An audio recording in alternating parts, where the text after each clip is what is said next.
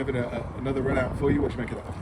Yeah, obviously really good bits, some sloppy bits which you'd expect in pre-season. The lads are under duress, if you like, because we're taking them to levels hopefully which they haven't been to. A lot of them spoke about it being one of the toughest pre-seasons they've done, so really pleased in that respect because we're getting people through it and pushing people and trying to push boundaries. Obviously they're under fatigue a lot in these games, in the last 3 games certainly. We've still got the trip to go away in Spain where it's going to be a really, really good and busy working week as well. So yeah, we laid we didn't do too much on the opposition yesterday like we would on a normal game, and I've sort of just wanted it to be more about the physical and getting what we need out of the game and the physical side of it. But what we did yesterday, we showed them a little bit about the press and what we expect and how we do it, to give the new lads that sort of feel of what we're going to expect coming to the season, and sort of giving it visually. And I was really impressed with how they took it on, and we done it today. We sacked them quite a few times, but we weren't able on the transition to then get that goal or punish them, which I hope that going on in pre-season that we'll be able to do. Yeah, and with everything you said there, with every day that goes by, every week and every game as well, are you happy with what you're seeing at the moment? Yeah, really happy. I mean, obviously, look, I don't really look at results in pre-season. I've never been that one. I think it's really important when players, you are disappointed because you don't want to go and lose 8s and 9s and 0s. Don't get me wrong, but what I'm really pleased with is that the physical shape that they're in. We've only been back 3 weeks. And they look really good. The data what we're sharing and what we're trying to push and everything else is really good, and we're trying to build a team who's going to be able to withstand a Saturday and be able to go through it, be robust enough to do it.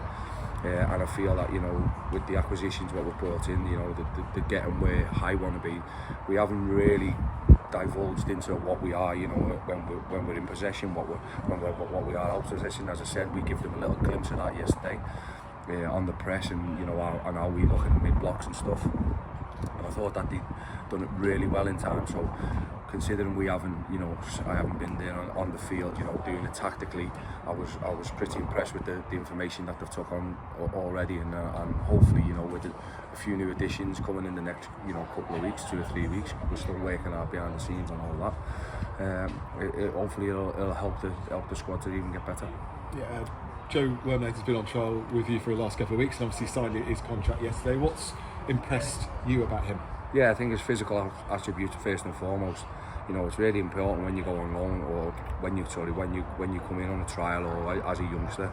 I feel that you've got to show that you're one of the fittest in the squad. You've got to be fitter than all the lads, and his capacity has been really good. And then obviously he's been at Leicester for a long time. He's not had that loan yet, so we wanted to have a look at him and get our eyes on him. But all he's done is impressed us, and with his work rate, his enthusiasm, and most of all when we asked him, we asked him to come in the first week. We said, do you want to come in the second week? And he jumped at the chance. He wanted to be here. And then when we sort of started talking, you could see that he was really, really impressed with what we're trying to do here and wanted to be part of it. So that was the most important thing. As I said many a time, we want people who want to be at Northampton because they've got to be 110% all in, because what we're going to try and do is push the boundaries to get them fitter, to get them stronger, and to be mentally and physically in a better shape than where we were last year. The squad's really starting to take shape now, and we've seen new players start to gel as well. There's obviously one area which you're a little bit light at the minute, and that's as a centre forward. It must be the most difficult search. What can you tell us about that at the moment? Yeah, look, it's not for the want to try, and we're talking to lots of people at the minute.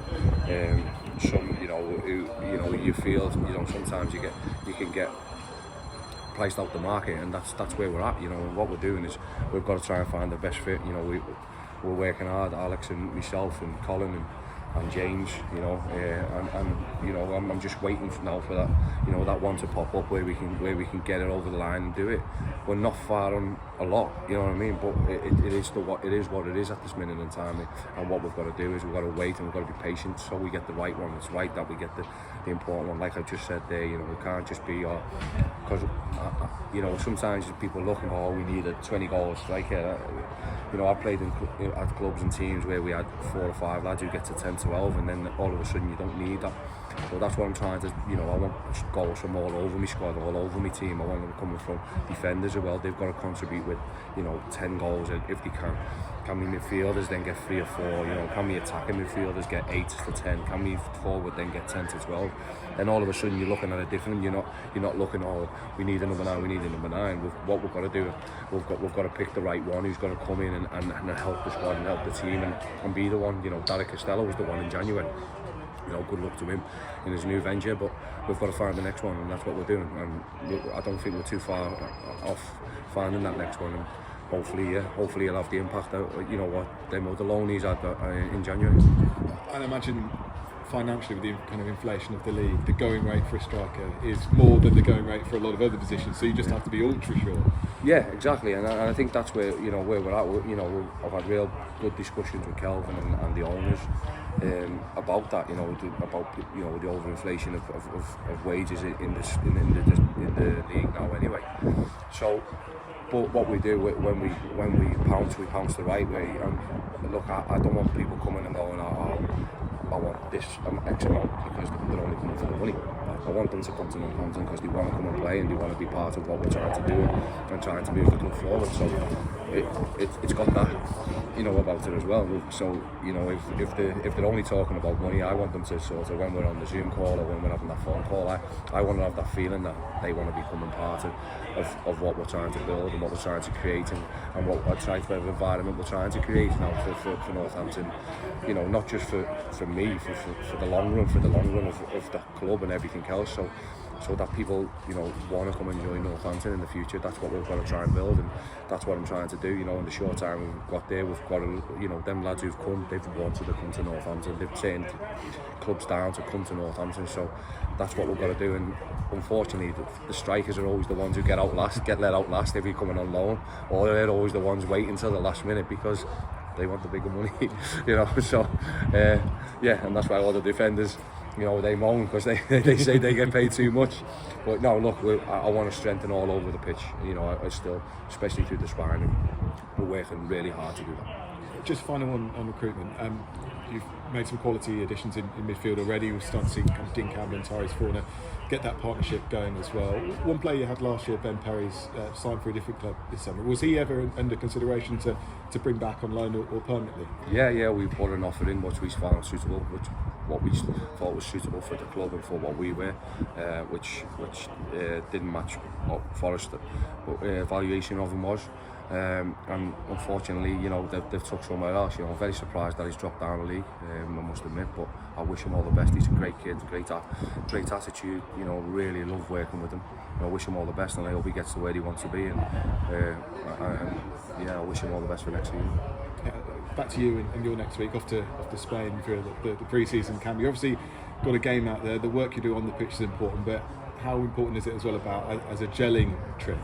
Yeah, of course, and that is what it is, because we'll have moments with the lads which we don't get, when we're at Malton. We'll have them for 24/7 for 5 days, so it's going to be good, getting them up early to go out and early runs and things like that, and things which I've done throughout all my career because playing where we were always away in the summer, so it's going to be a really tough working week for the lads, with a fantastic game in the middle of it, but what we'll have them nights, quiz nights, and try and find out a little bit and we'll about each other and about the lads as well, but we'll also be working towards what would we expect for the season, and what do they expect, and how are they going to push each other for the rest of the season. So it's really important that we use the week and we use every minute of what we possibly can to get the best out of the lads.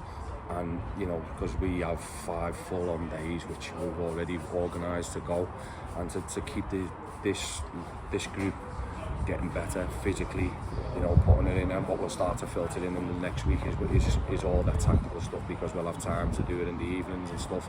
So we'll be showing it visually and how it's done, when it's done really good, when it's done poorly, and what the situations arise off the back of it, in our transitions, how could we get better shouldering it, because that's a really good learning tool, as well as always doing it on the pitch. But we'll have 2 pitch sessions, which is great, because you get a lot of time with them then on the grass, and also you'd have all that time where you can have the analysts and you can get the one-on-ones and stuff, and what you'd expect of them individually and then as units and collectively. So yeah, really looking forward to it, and just being away in the sunshine, although it's been beautiful here over the last week. It might be just a bit nicer over there, I think. Have a good week. Thank you very much. Cheers.